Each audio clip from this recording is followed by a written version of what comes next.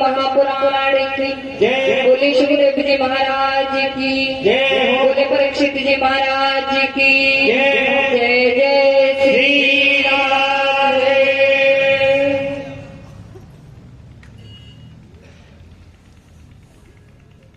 भगवत सत्र में पधरे हृदय अनुरागी मेरे पिता तुल्य बुजुर्ग भगवती सीता माता अनुसुईया के पढ़ी अनुकरण करने वाली दिव्य साकार मूर्तियां मेरी माता एवं बहनें, भारतीय संस्कृति के आशा के केंद्र बिंदु मेरे नौजवान भाई एवं संत श्रोमणी भगवान। आइए एक बार जय श्री राधे सभी स्वीकार करें और अपने मन को एकाग्र करके मेरे गोविंद की कथा श्रवण एवं मनन करें। श्री हरि। परीक्षित महाराज जी, कल हमारी कथा पहले मुस्कुरा जाते बोलने से पहले। हमने तो कुछ अभी बोला ही नहीं, हमने केवल परीक्षित ही कहा। हाँ, तो कल हमने कथा को कहाँ विराम दिया था? नहीं, आप बताओ। आपने हमसे कहा था कि आप हमसे जो कुछ भी पूछे तो रूम में पूछ लिया करो, वहां मत पूछा करो। हमने उसी वक्त सोच लिया था कि अब तो हम इन्हें वहीं पर पूछा करेंगे।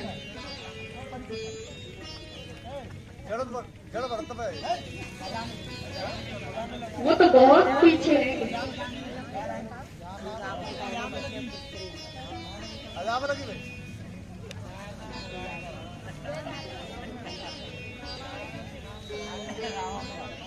तो भगवान नारायण का नाम लेने वाले कितने व्यक्ति थे महाराज? 12 व्यक्ति थे। परीक्षित महाराज जी, याद रखा करो, एक भी दिन आपने अभी तक कुछ बताया ही नहीं। इसका मतलब हम जो कुछ भी बोलते हैं बेकार में अपनी एनर्जी वेस्ट करते हैं।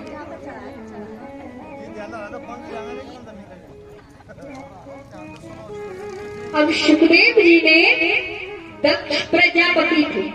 कौन? सुखदेव जी कहने लगे परीक्षित जी से, अब दक्ष प्रजापति जी हैं, उनके 11,000 पुत्र थे। कितने? 11,000 पुत्रों के विरक्त होने की कथा सुनाई। देवता लोगों ने सभा में गुरु का अपमान किया, इसलिए बृहस्पति रूठ कर चले गए। इंद्र ने दूसरा गुरु किसे बनाया? विश्वरूप को दूसरा गुरु बनाया। इंद्र के हाथों मारे जाने से उन्हें बड़ा भारी पाप लगा।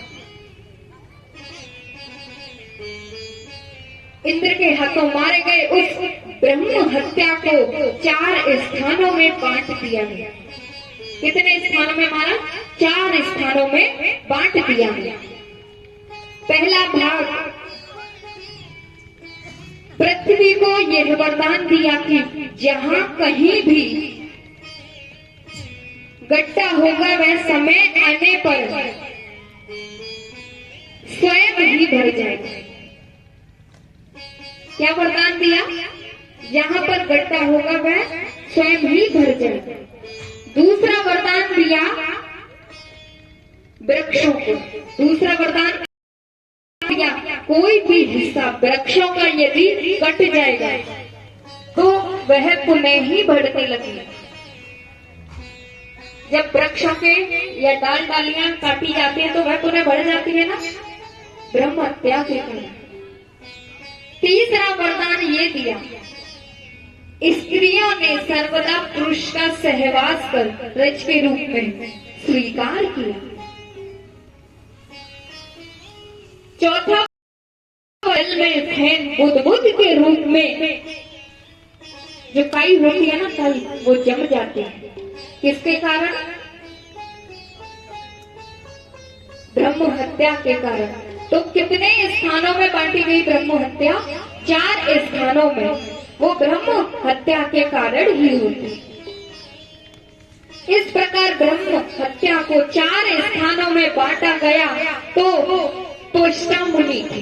कौन थे? त्वष्टा मुनि। त्वष्टा मुनि अपनी शक्ति से दूसरा पुत्र उन्होंने उत्पन्न किया। जिसका नाम था, क्या था त्वष्टामुनि के दूसरे पुत्र का नाम? वृत्रासुर। वृत्रासुर इंद्र को मारने के लिए वहां पर पहुंच जाता है। वहां पर उनका उद्धार किया गया। और अब परीक्षित ने पूछा, ऐसा महान भक्त होने पर भी वृत्रासुर को राक्षस क्यों बनना पड़ा? वो तो महान भक्त थे, विद्वान थे, फिर उन्हें राक्षस क्यों बनना पड़ा? तब सुखदेव जी कहने लगे, जो अंगिरा ऋषि थे ना, अब परीक्षित ने पूछा है, सुखदेव जी जवाब दे रहे हैं। एक बार वृत्रासुर महाराज की कई पत्नियां थी और उनकी कोई संतान नहीं थी। वृत्रासुर महाराज की कोई संतान नहीं थी। तो अंगिरा ऋषि के प्रताप के कारण उनके यहाँ एक पुत्र हुआ। तो अन्य रानियों ने मिलकर के उस पुत्र की क्या कर दी? हत्या कर दी। लेकिन एक ही रानी की संतान होने के कारण अन्य रानियों ने भी, सभी ने मिल करके उस बच्चे को भी मार डाला। जब बच्चे, नारद जी ने उनको ज्ञान उपदेश दिया, जिससे राजा चित्रकेतु के मन में वैराग्य आया। चित्रकेतु के घर पुत्र हुए तो उनके मन में भी वैराग्य आ गया और तपस्या के लिए चले गए। जब वो तपस्या के लिए चले गए, जिससे क्यों गए थे? आखिर में तपस्या के लिए जाते हैं, तपस्या के लिए क्यों जाते हैं? बहुत संत हुए, उन्होंने भी तपस्या की। तपस्या क्यों करते हैं दादाजी? तपस्या क्यों करते हैं?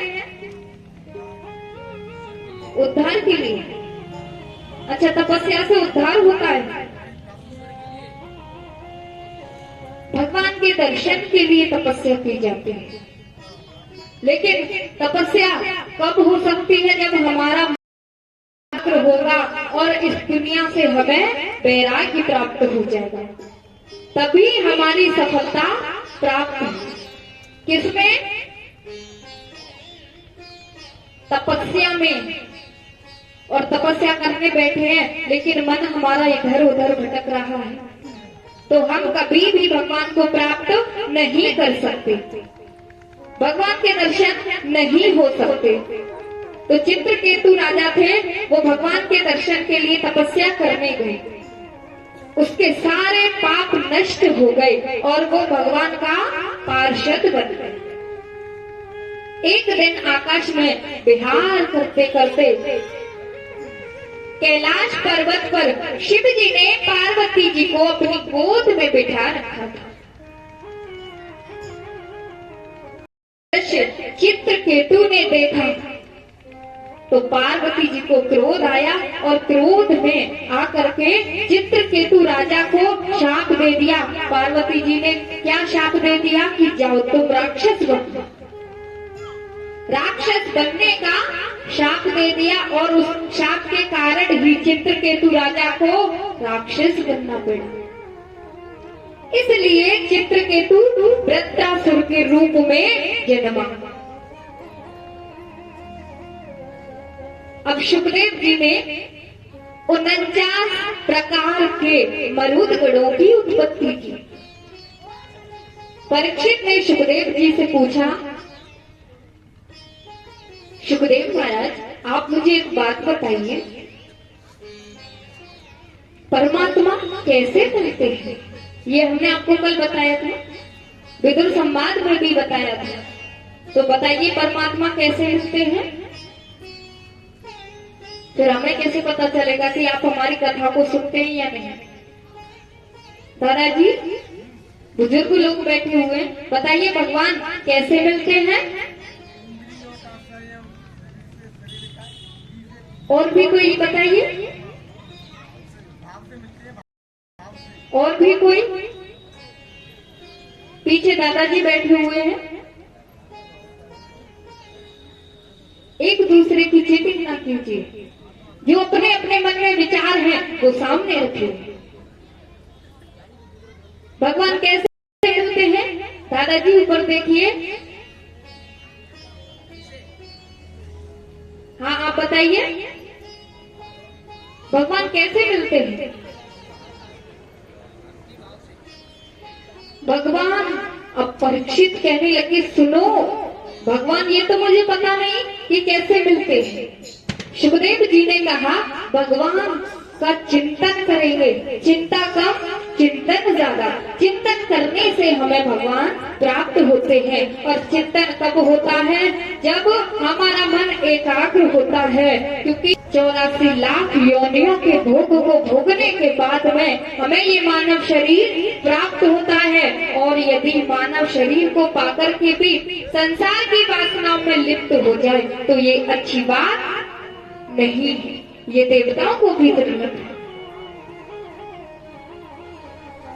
तो भगवान मिलते हैं चिंतन से, मन एकाग्र करने से। अब सुखदेव जी कहने लगे सुनो परीक्षित, तुम्हारे बाबा युधिष्ठिर ने यज्ञ किया। कौन सा यज्ञ था वो? राजसूय यज्ञ। कौन सा? राजसूय यज्ञ। उस यज्ञ में हुआ क्या हुआ? उस यज्ञ में ये हुआ कि पहले पूजा किसकी की जाए।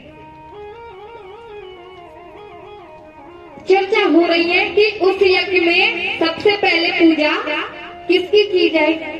तुम्हारे छोटे बाबा सहदेव ने कहा पहले पूजा के अधिकारी कौन होते हैं? श्री कृष्ण। हमारे लिए तो हमारे सुख दुख में वही काम आते हैं। तब वहीं पर सभा में शिशुपाल भी था। शिशुपाल ने कहा अरे उस ग्वारिये की पूजा, पहले वो गाय चराता था, अब 4 दिन पहले वो गाय चराता, और अब गाय चराते चराते वो राजा क्या बन गया, अब उसकी पूजा होगी। भगवान को गालियां दे दी। भगवान ने कहा यदि शिशुपाल ने 100 गाली भी दी तो मैं बर्दाश्त कर सकता हूँ, और 101 यानी 100 से ऊपर गाली दी तो फिर क्या होने वाला है शिशुपाल का? जरा जोर से कहिए दादाजी, क्या कह रहे हैं आप? अच्छा, कल्याण हो जाएगा। अच्छा, भगवान कल्याण भी करेंगे। कभी कभी तो बिना बोले ही जवाब दे देते हैं, और कभी कभी पूछते हमें भी नहीं बोलने देते। न जाने कौन से गुण पे। आइए, आदरणीय बिंदु जी का बहुत ही सुंदर सा भजन है। कभी कोई नहीं बता सकता भगवान किस गुण पर भक्त पर दया कर दे, कृपा कर दे। चाहे तो दुष्टों को पल में दर्शन दे दे, कहे तो सालों साल तपस्या करने वाले को भगवान दर्शन न दे। आइए भजन श्रवण करेंगे। न जाने कौन से गुण पे गया रीझ जाते हैं।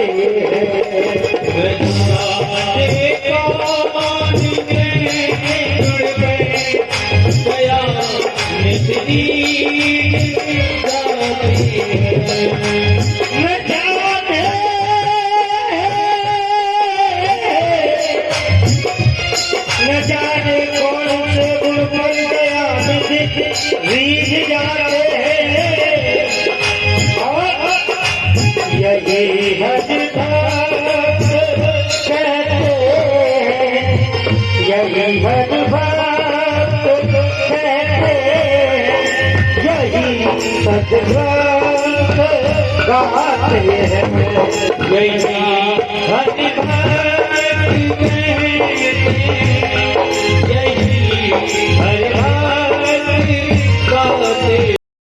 देखो, अगर आपके पास हाथों में तालियां हैं, हाथ, मैं कितना कष्टमय जीवन गुजार रहा हूँ इस समय, पर इसके बिना रह नहीं सकता है, क्योंकि इसका इतना प्रेम है, इतना दुलार है कि मैं हर घड़ी इसके सानिध्य में जीना चाहता हूँ। और आप बैठे हो, स्वस्थ बैठे हो, फिर भी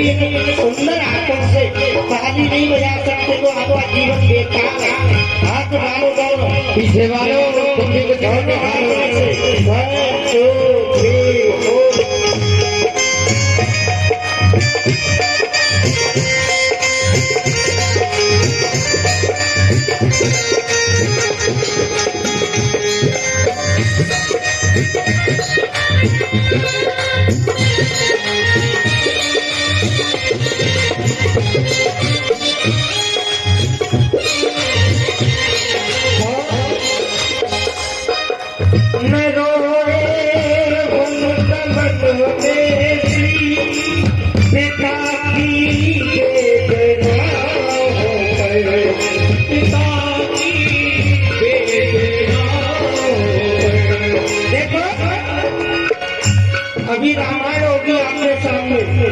मैं कितनी बड़ी बात कहने जा रहा हूँ। भगवान राम वन को चले गए, पता पड़ गया पिताजी खत्म हो गए, पर रोए नहीं भगवान, विचलित नहीं हुए। न रोए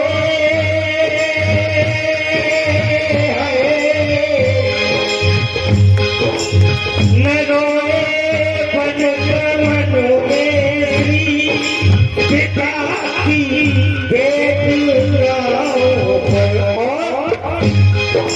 उठा कर तुम्हें निज गीत को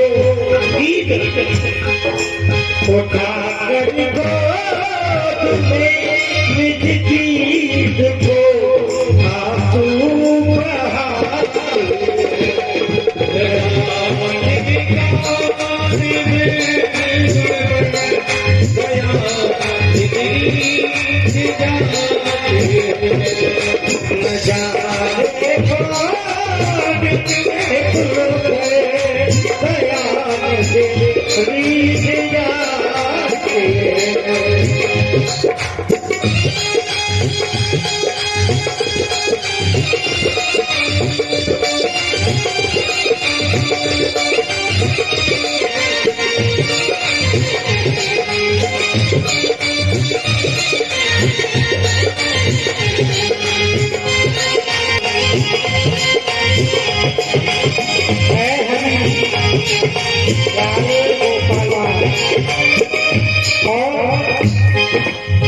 न आए कृष्ण मधुपुरी से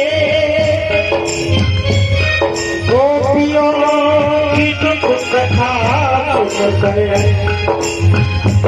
गोपियां मिलती नहीं भगत जी, उड़ीसा बाई भगत जी। गोपियां मिलती है, रोती है लाला, आए तेरे लिए सुना है, विधवा हो गया जी नहीं सकती, पर कन्हैया आए नहीं। पर द्रौपदी जाती दशा पर जाने का बोले भागे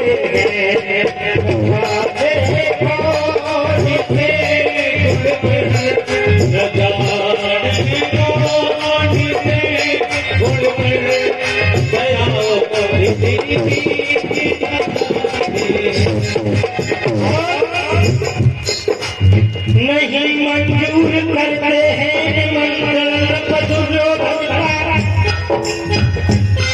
व्यास जी ने बताया था, नहीं मंजूर करते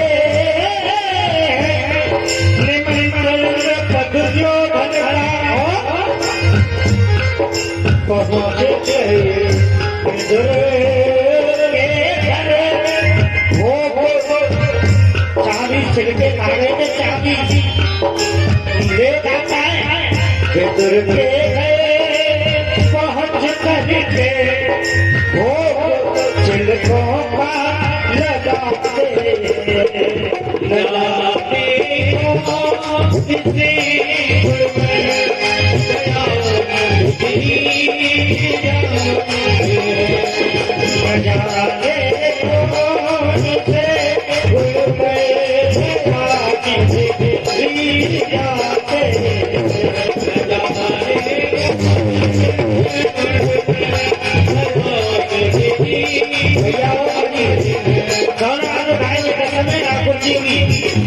क्या बिल्कुल पीछे मारो पीछे मारे बूढ़े बड़े न जाने कौन से गया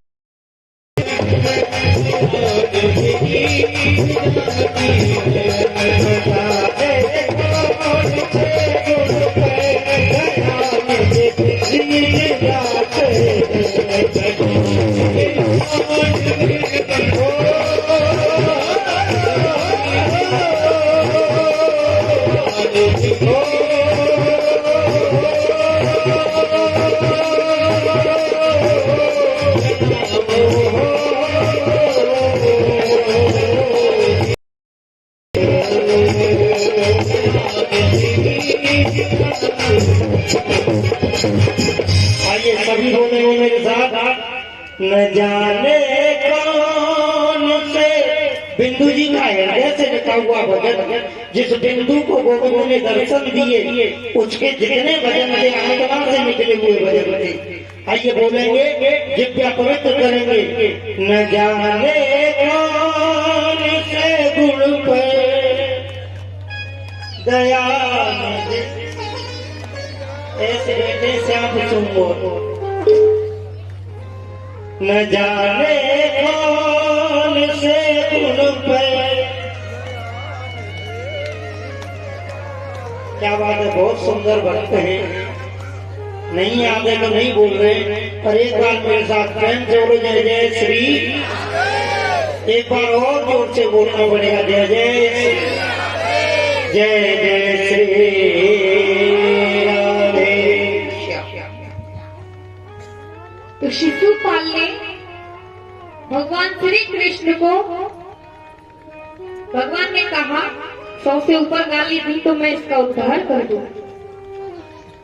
तो शिशुपाल ने 101 गाली दी। 100 तक तो भगवान ने बर्दाश्त किया, लेकिन जैसे ही 100 से ऊपर गई 101 गालियां भगवान को दी, तो भगवान श्री कृष्ण ने शिशुपाल का उद्धार कर दिया। उद्धार किया है भगवान ने। जैसे ही उसका उद्धार किया तो उसकी प्राणों की ज्योति भगवान में विलीन हो गई, जिसे हम सायुज्य मुक्ति कहते हैं। उसे मुक्ति प्राप्त हो गई। हम जिसे क्या कहते हैं, सायुज्य मुक्ति। इसीलिए ये शिशुपाल दंत वक्त है, इसीलिए शिशुपाल को वो मुक्ति प्राप्त हुई। पहले ये हिरण्यकश्यप था। कौन था? हिरण्यकश्यप। प्रहलाद को बहाना बनाकर नारायण जी से द्वेष किया, बनाया और भगवान नारायण जी से द्वेष किया। दूसरी बार ये शिशुपाल रावण बना। रावण बन करके माता जानकी के बहाने भगवान राम से द्वेष किया। फिर ये तीसरी बार इसने शिशुपाल बन करके अब मुक्ति पाली। सुखदेव महाराज कहने लगे, हिरण्यकश्यप का छोटा भाई कौन है? भगवान ने वाराह का रूप धारण कर हिरण्याक्ष का वध कर दिया। अब हिरण्याक्ष का तो वध हो गया, लेकिन अपने भाई का बदला लेने के लिए हिरण्यकश्यप के मन में जलन होने लगी। बदले की आग प्रज्वलित हो गई और कहने लगे, हिरण्यकश्यप ने कहा, मैं भगवान नारायण को कभी नहीं छोड़ूंगा। जितने भी बार मेरे सामने आएगा मैं उसको मार दूंगा। अपने भाई की मृत्यु का बदला अवश्य लूंगा और मैं लेकर ही मारूंगा, चाहे जो कुछ भी हो जाए। हिरण्यकश्यप की पत्नी का नाम है कयाधु। कयाधु के 3 पुत्र हैं। कयाधु के 3 पुत्र हैं। चौथा पुत्र तो हिरण्यकश्यप तपस्या करने के लिए वन में गए और अपनी पत्नी कयाधु से कहकर गए थे, सुनो कयाधु, मैं तपस्या करने के लिए ब्रह्मा को प्रसन्न करके वरदान प्राप्त करने के लिए जा रहा हूं। मैं कई वर्षों में लौटकर आऊंगा, तुम अपना ध्यान रखना। ऐसे कह करके और वो तो तपस्या करने के लिए निकल पड़े। अब जैसे ही निकले तो सारे देवताओं ने देखा ये हिरण्यकशिपु तपस्या करने के लिए जा रहा है। वन में जाकर एक वृक्ष के नीचे बैठकर वहीं पर आसन लगाया। देवताओं ने भगवान नारायण से कहा, प्रभु हमारी मदद कीजिए, ये बिना तपस्या के हमें इतना परेशान करता है और यदि तपस्या करके ब्रह्मा जी से इसने वरदान प्राप्त कर लिया तो ये हमें जीवित ही नहीं छोड़ेगा। आप हमारी मदद कीजिए। भगवान नारायण ने कहा, आप चिंता न करें, मैं अवश्य जाकर देखता हूं। जैसे ही हिरण्यकशिपु तपस्या करने के लिए बैठे तो भगवान नारायण तोते का रूप धारण करके और उस वृक्ष की डाली पर जाकर बैठ गए। हिरण्यकशिपु जैसे ही ओम ब्रह्मणे नमः मंत्र का जाप करने लगा, वैसे ही भगवान नारायण उसके मंत्र में व्याधा डालने लगे और कहने लगे, ओम नारायणे नमः। अब हिरण्यकशिपु कहने लगा, मेरे शत्रु का नाम कौन ले रहा है? इधर उधर देखा, कोई नहीं देखा। फिर से आंखें बंद की, ओम ब्रह्मणे नमः। जैसे ही ब्रह्मणे नमः मंत्र जाप का होता, वैसे ही तोता कहने लगता, नारायणे नमः। अब इधर उधर देखा, अब नजर हिरण्यकशिपु पर गई और जैसे ही नजर तोते पर गई है, हिरण्यकशिपु को क्रोध आया, क्योंकि जब ब्रह्मा जी की तपस्या में इतनी कठिनाई और कठिनाइयों के बाद में भी इतनी व्याधा आ रही थी, भगवान नारायण ने हिरण्यकशिपु को तपस्या नहीं करनी थी और हिरण्यकशिपु वापस अपने घर लौटकर आ गया। घर लौटकर आया तो कयाधु ने पूछा, ये तो मुझसे कहकर गए थे कि मैं कई वर्षों में लौटकर आऊंगा, लेकिन ये तो आज ही गए और तुरंत ही वापस आ गए। बोली, अब कैसे पूछूं? ऐसा करती हूँ, इनकी पसंद का भोजन बनाती हूँ, भोजन परोसूंगी ना, तभी मैं पूछ लूं। भोजन बनाया, तभी पूछने लगी, स्वामी आप तो तपस्या करने के लिए गए थे ना, आप इतनी जल्दी वापस कैसे आ गए? हिरण्यकशिपु ने कहा, क्या बताऊं कयाधु, जब मैं तपस्या करने बैठा था ना, वहां जैसे ही मैंने ओम ब्रह्मणे नमः मंत्र का जाप किया, वहां एक तोता आ करके ओम नारायणे नमः कहने लगा, मेरे शत्रु का नाम ले रहा था। मुझे क्रोध आया, इसीलिए मैं वापस घर आ गया। तो कयाधु ने विचार किया, क्यों ना इसी बहाने मैं इनसे नारायण भगवान के नाम का जाप करवाऊं, क्योंकि जब भी मैं घर में कुछ काम करूंगी तो मैं पूछती रहूंगी कि स्वामी वो तोता क्या कह रहा था। अब जो कुछ भी काम करे तो कयाधु कहने लगी, स्वामी वो तोता क्या कह रहा था जब आप तपस्या करने गए थे? हिरण्यकशिपु कहने लगा, वो तोता ओम ब्रह्मणे नमः मैं कहता था, वो तोता ओम नारायणे नमः कहता था। बोली, अच्छा। भोजन परोसे, फिर से पूछे, स्वामी वो तोता क्या कह रहा था? बोले, वो तोता ओम ना कह रहा था। अच्छा। थोड़ी देर बाद झाड़ू लगाने लगी, फिर से पूछने लगी, स्वामी वो तोता क्या कह रहा था? अब हिरण्यकशिपु को क्रोध आया, कहने लगा, बार बार पूछती रहती हो, मैंने अभी तो बताया है। बोले, स्वामी मेरी ना बुद्धि कमजोर हो गई है, मैं भूल जाती हूँ, जरा फिर से बताना वो तोता क्या कह रहा था? बोले, ओम नारायणे नमः कह रहा था। अब शाम को भोजन परोसे तो बोली, स्वामी मैं तो भूल गई, वो तोता जरा बताना क्या कह रहा था? बोले, ओम नारायणे नमः कह रहा था देवी, अब मत पूछना, मैं परेशान हो गया। तो कयाधु ने विचार बनाया, अगर भगवान के नाम के उच्चारण के साथ गर्भ धारण किया जाए तो हमारा ज्ञानी और योग्य और विद्वान पुत्र उत्पन्न होगा।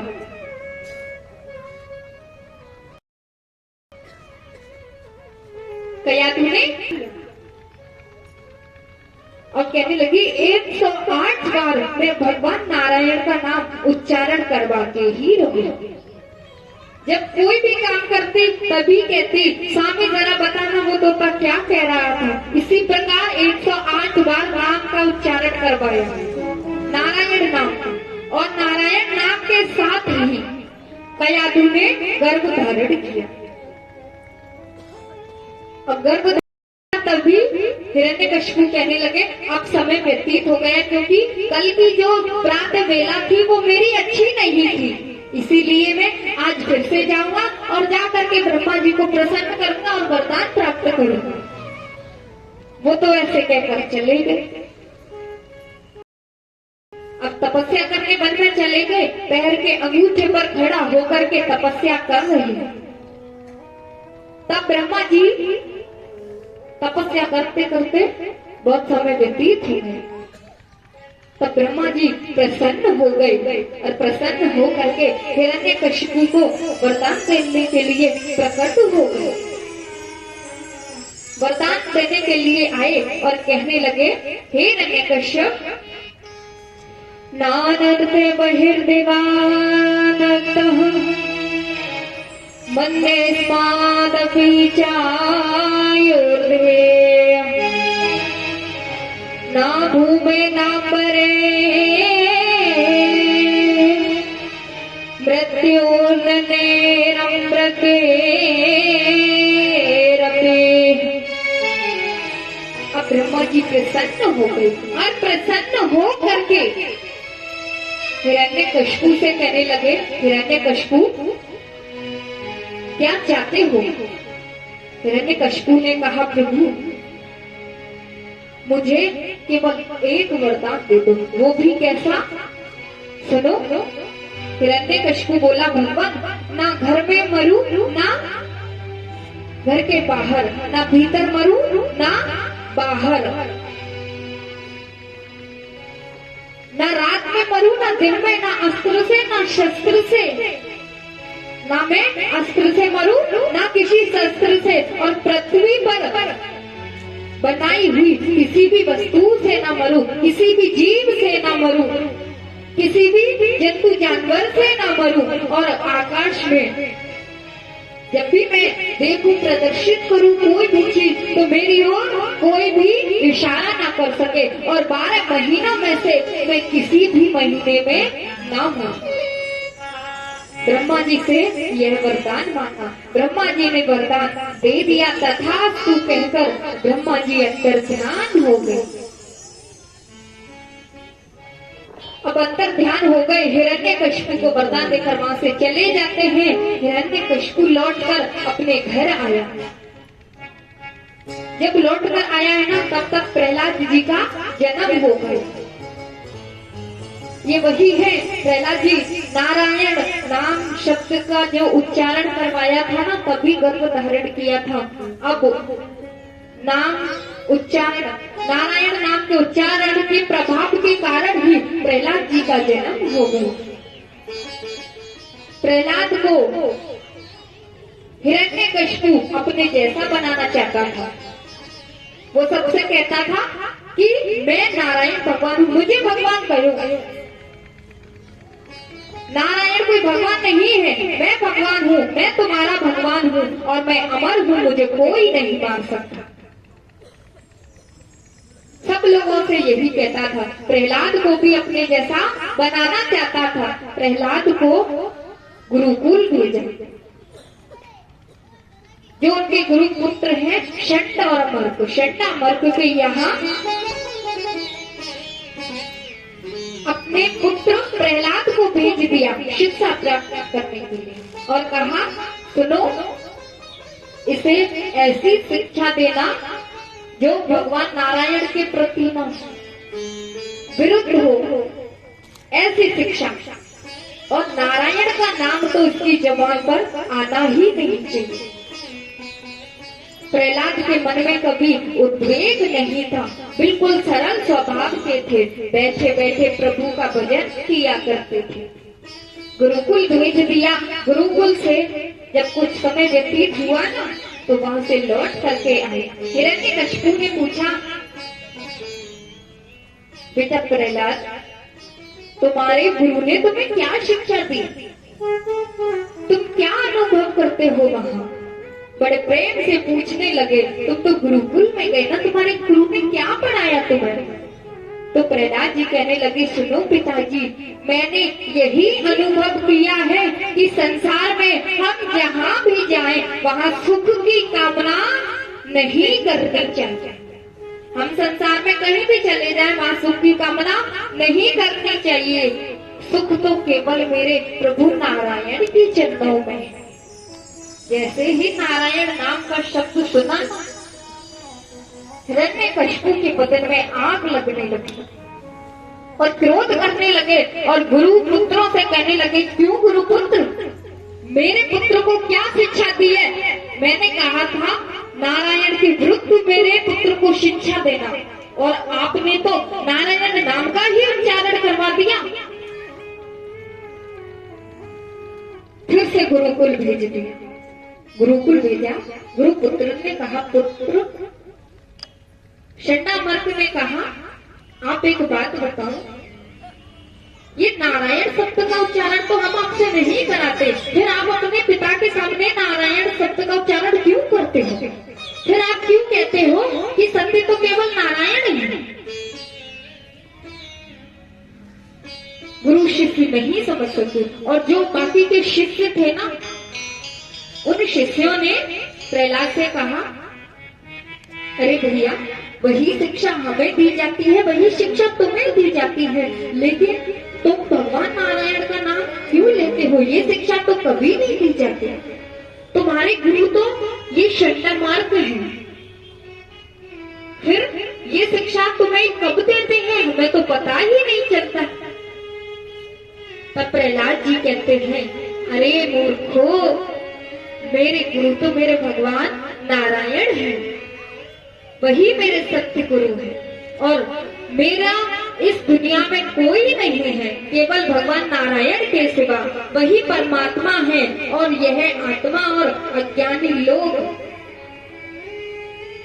सब भगवान के हैं। नारायण ही अज्ञान रूपी अंधकार को दूर कर सकते हैं।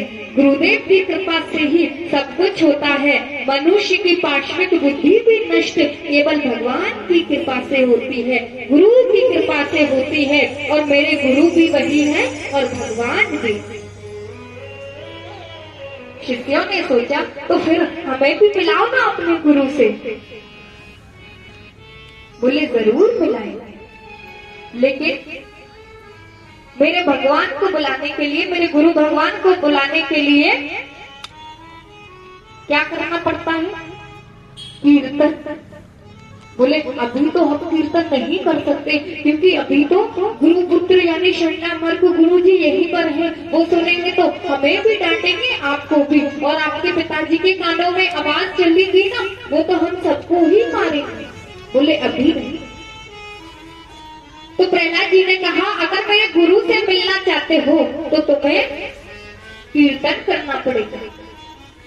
अब जैसे ही हिरण्यकशिपु को कुछ समय व्यतीत हो गया ना अपने पुत्र से मिले बिना, तो अपने पुत्र को याद करने लगे और कहने लगे कि मेरे पुत्र को मुझे मिलाओ, मेरे पुत्र से मुझे मिलना है। तो प्रहलाद जी को लेकर महलों में आए और प्रहलाद जी से पूछा हिरण्यकशिपु ने, पुत्र प्रहलाद, तुम्हारे गुरु ने तुम्हें क्या शिक्षा दी? तो कहने लगे, पिताजी, मेरे गुरु ने मुझे यही शिक्षा दी है। मेरे जो गुरु है ना शंडामर्क, उन्होंने कहा, ये दुनिया मिथ्या है, ये संसार सपना है, जो कुछ भी है सत्य केवल एक अपना है। कौन? भगवान नारायण। ये दुनिया बेकार की है। अब जैसे ही नारायण नाम का शब्द सुना ना, हिरण्यकशिपु क्रोधित होने लगा और गुरु पुत्रों को डांटने लगा। और गुरु पुत्र कहने लगे, महाराज, हम इससे कुछ नहीं सिखाते, ये जन्म से ही ऐसा है, हमें कभी नारायण नाम का शब्द इसके सामने लेते भी नहीं है, ये तो जन्म से ही ऐसा है। प्रहलाद जी बोले, पिताजी, अमल भक्ति करने से भगवान प्राप्त होते हैं। मैंने तो अमल भक्ति की है। अमल भक्ति और मद भक्ति में क्या अंतर है? मद भक्ति कहते हैं मांगने वाली भक्ति को, जो सकाम भक्ति होती है। अमल भक्ति कहते हैं निष्काम भक्ति को, और जो मद भक्ति होती है ना, वो मांगने वाली होती है। अब सुनो, एक व्यक्ति था और मार्ग में जा रहा था। एक व्यक्ति था और मार्ग में जा रहा था, तो उसे रास्ते में नारद जी मिल जाते हैं। तो उस व्यक्ति ने नारद जी से पूछा, प्रभु मुझे ये बताइए, ब्रह्मा विष्णु और महेश इन तीनों में से कौन से देव सबसे पहले प्रसन्न होते हैं? तो नारद जी ने कहा, ब्रह्मा जी होते हैं और ब्रह्मा जी ही दर्शन देते हैं। बोले ठीक है। और एक स्थान पर जाकर, अब ब्रह्मा जी का मंदिर कहाँ है? पुष्कर में। तो ब्रह्मा जी का मंदिर है पुष्कर में। पुष्कर में जाकर ही वो व्यक्ति तपस्या करने लगा, ब्रह्मा जी को प्रसन्न करने के लिए तपस्या करने लगा। उस व्यक्ति ने 3 महीने तक तपस्या की। कितने? 3 महीने तपस्या की। ब्रह्मा जी प्रसन्न हो गए और प्रसन्न होकर के दर्शन देने के लिए आए। दर्शन देने के लिए आए तो उस व्यक्ति ने वरदान के लिए ब्रह्मा जी से याचना की। तो ब्रह्मा जी कहने लगे, मैं आपसे बहुत खुश हुई, तुमने 3 महीने तपस्या की है, आप 3 ही वरदान मांग लीजिए। व्यक्ति बहुत प्रसन्न हो गया। तो व्यक्ति बोला, प्रभु, क्योंकि व्यक्ति कलयुगी था। कैसा था? कलयुगी। तो व्यक्ति ने कहा, प्रभु मुझे पहला वरदान ये दे दो कि मेरा मकान, ध्यान से सुनना, पहला वरदान मुझे ये दे दो कि मेरा मकान बन जाए। दूसरा वरदान मुझे ये दे दो कि मेरी शादी हो जाए। तीसरा वरदान ये दे दो कि मैं जब चाहूं तब 3 वरदान और मांगू। 3 महीने तपस्या की और देखना कितनी। अब तीसरे वरदान में ये कहा कि मैं जब चाहूं 3 वरदान और मांग लूं। ब्रह्मा जी कहने लगे, ठीक है, तेरा मकान भी बन जाएगा, शादी भी हो जाएगी। अब भगवान वरदान दे करके चले गए। तभी रात्रि में बारिश हुई और मकान का सारा रंग धुल गया। वरदान दे करके चले गए, मकान बन गया।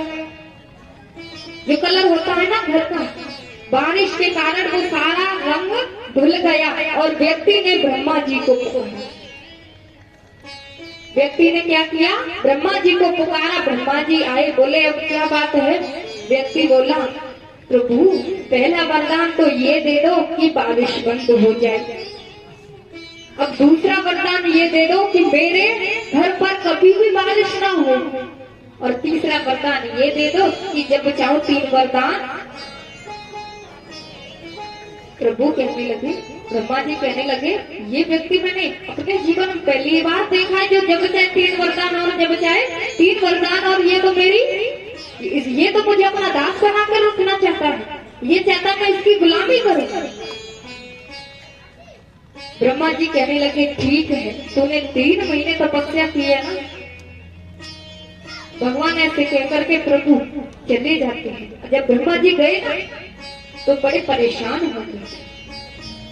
अब ऐसे बहुत उदास हो गए, कहने लगे, ऐसा भक्त तो मैंने जीवन में अपने पहली बार देखा है जो जब चाहे 3 वरदान, जब चाहे 3 वरदान। फिर एक दिन क्या होता है, व्यक्ति ने ब्रह्मा जी को पुकारा। ब्रह्मा जी फिर से आए। ब्रह्मा जी कहने लगे, अब क्या बात है?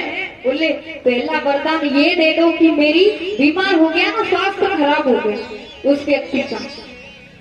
तो कहने लगा, पहला वरदान मुझे ये दे दो कि मेरी खांसी बंद हो जाए। और दूसरा वरदान ये दे दो कि मुझे कभी भी शारीरिक कष्ट ना हो, मैं कभी भी बीमार पड़ूं ही नहीं।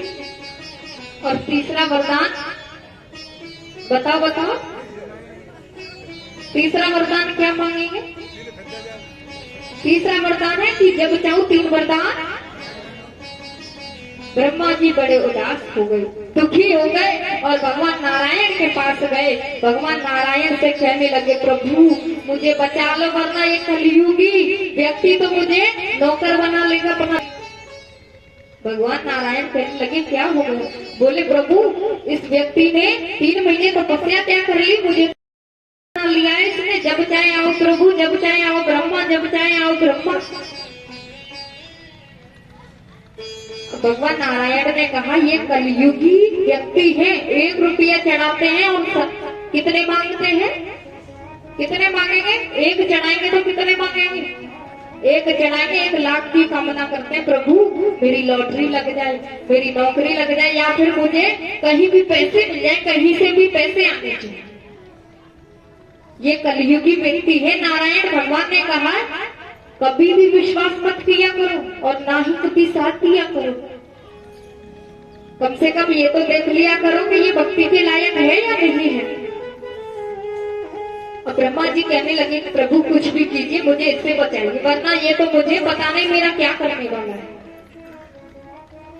तो नारायण भगवान ने सरस्वती जी को आदेश दिया और कहा सरस्वती जी जाइए, आप इस भक्त की जिह्वा पर बैठ जाइए। सरस्वती जी गई और जैसे ही जिह्वा पर बैठी तो उस व्यक्ति ने फिर से ब्रह्मा जी को याद किया। आओ ब्रह्मा जी, बोला। अब ब्रह्मा जी ने कहा अब क्या चाहते हो? ब्रह्मा जी विचार कर रहे हैं, पता नहीं अब क्या मांगने वाला है। ब्रह्मा जी को बुलाया और कहा प्रभु पहला वरदान तो ये दे दो कि मुझे वैराग्य हो जाए, दूसरा वरदान ये दे दो कि मेरी आपके चरणों में प्रीति हो जाए, और तीसरा वरदान ये दे दो कि संसार से मेरी मुक्ति हो जाए। ब्रह्मा जी कहने लगे तू मुक्ति ही ले ले, तू मुक्ति ही ले ले। इस तरह भगवान नारायण ने ब्रह्मा जी का पीछा छुड़वाया उस कलयुगी भक्त से। तो ये कौन सी भक्ति होती है? मत भक्ति, मांगने वाली भक्ति। ऐसे कलयुगी व्यक्ति होते हैं जो कभी कभी देवताओं को और भगवान को भी परेशान कर देते हैं। तो इधर में प्रहलाद जी ने फिर से गुरुकुल भेज दिया। तो प्रहलाद जी को मत भक्ति नहीं थी, अमल भक्ति थी। तो उन्होंने फिर से गुरुकुल भेज दिया और गुरुकुल में शिष्यों से कहा सुनो, मेरे गुरु भगवान से मिलना चाहते हो तो तुम्हें क्या करना पड़ेगा? कीर्तन। सभी लोग एकत्रित हो जाते हैं और भगवान नारायण का कीर्तन करने लगे। श्रीमन नारायण नारायण नारायण, श्रीमन नारायण नारायण नारायण, श्रीमन नारायण नारायण नारायण, श्रीमन नारायण नारायण नारायण, लक्ष्मी नारायण नारायण नारायण, नारायण नारायण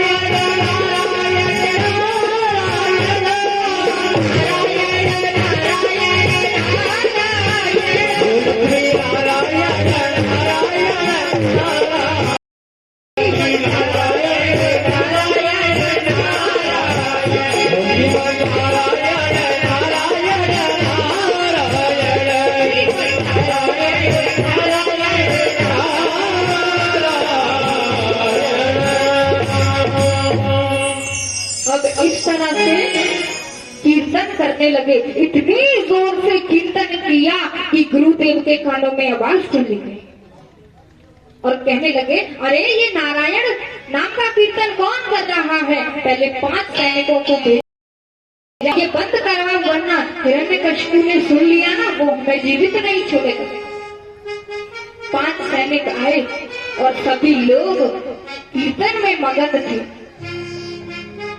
अब जैसे ही सैनिकों ने प्रहलाद जी को कीर्तन बंद कराने के लिए स्पर्श किया ना, तो पता है वो भी क्या करने लगे? भज मन नारायण नारायण नारायण, भज मन नारायण नारायण नारायण, भक्ति नारायण नारायण नारायण, भक्ति नारायण नारायण नारायण, भक्ति नारायण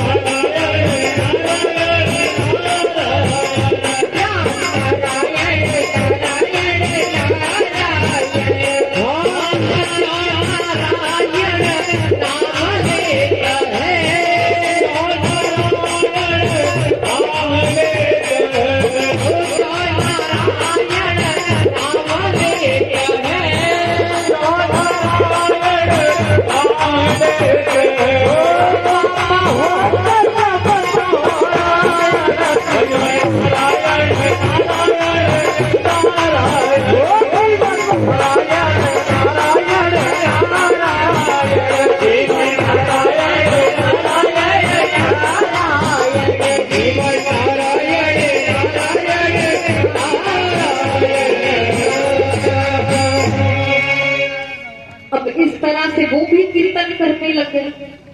अब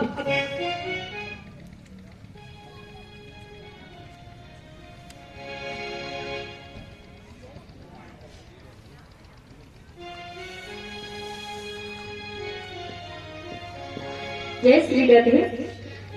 अब जैसे ही सैनिक कीर्तन में मगन हो गए ना, तो गुरु पुत्रों ने सोचा ये क्या हो रहा है। वो स्वयं भी जाकर देखने लगे, बोले हम जाकर देखें।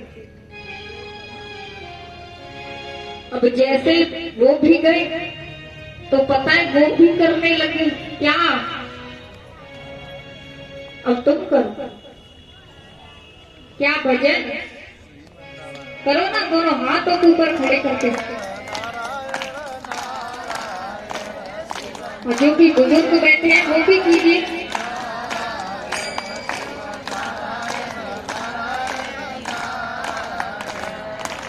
पीछे वालों का ये लग रहा है हो गया। अरे पीछे वाले तुम भी कुछ करके खा लो।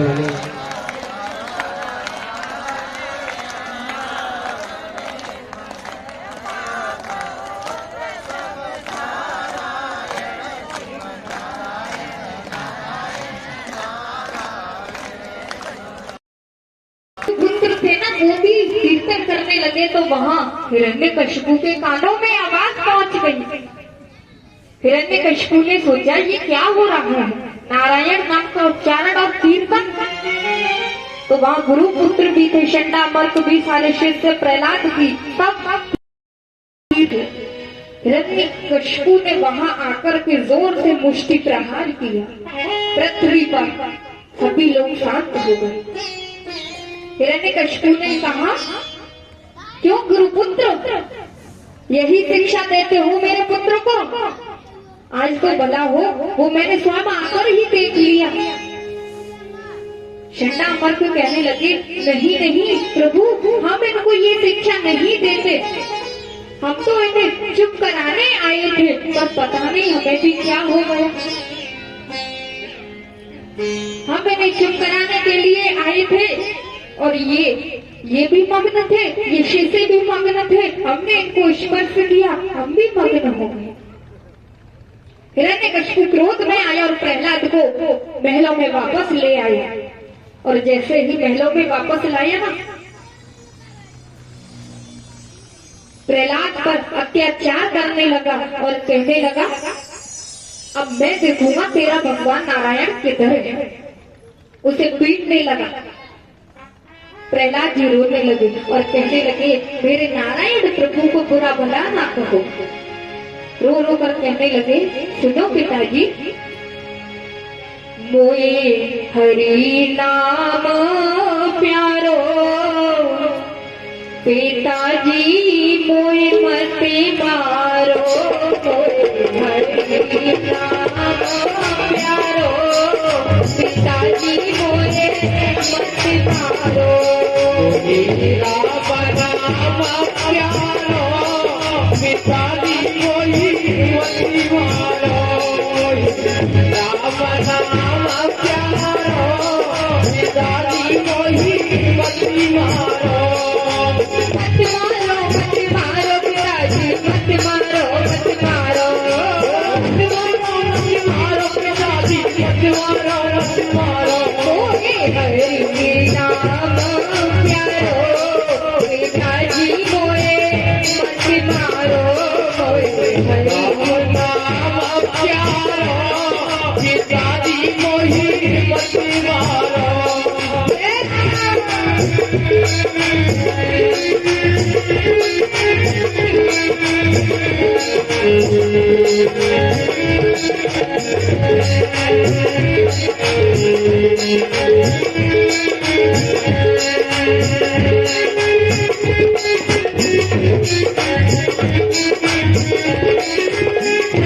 तेल गरम करवाए बामे दिए छुड़वाए ऐसी कृपा वही प्रभु की आज तलक न आई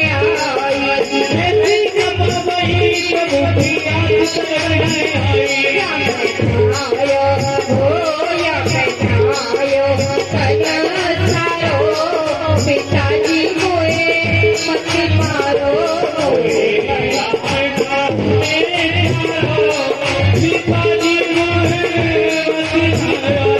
पिताजी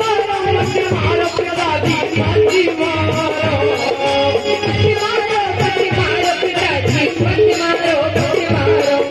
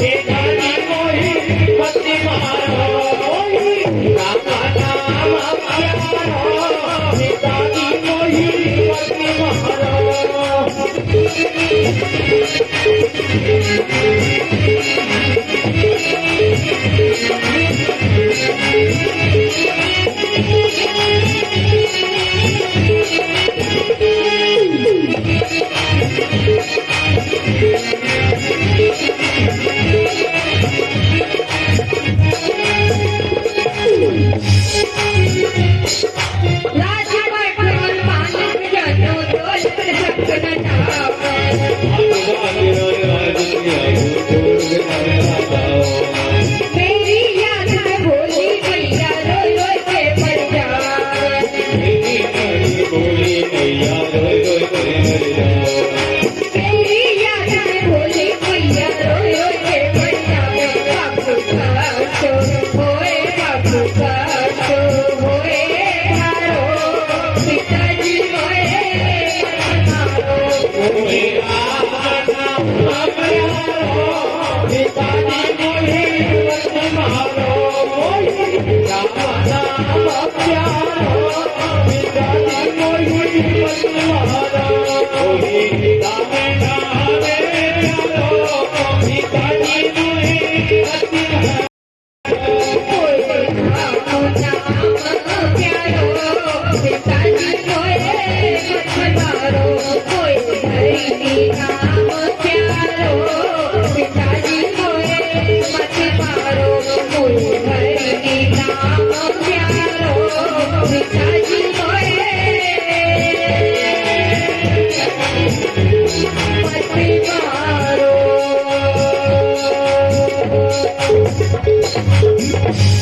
बोले मंगे बिहारी लाल की